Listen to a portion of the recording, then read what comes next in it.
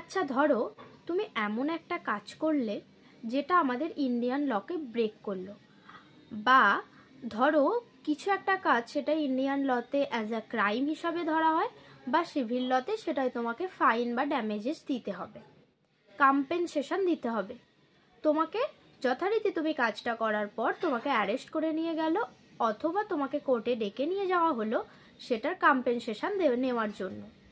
কিন্তু তুমি ডিফেন্স করে বললে যে আমি তো জানতামই না যে জিনিসটা লকে ব্রেক করছে, তখন কি তোমাকে কোর্ট ছেড়ে দেবে যেহেতু তুমি অবুঝের মতো করেছো? না, কখনোই তোমাকে ছাড়বে না। আর এটাই বলা হচ্ছে mistake of law. Mistake of লকে কিন্তু কখনোই অ্যাজ আ ডিফেন্স হিসাবে তুমি নিতে পারবে না।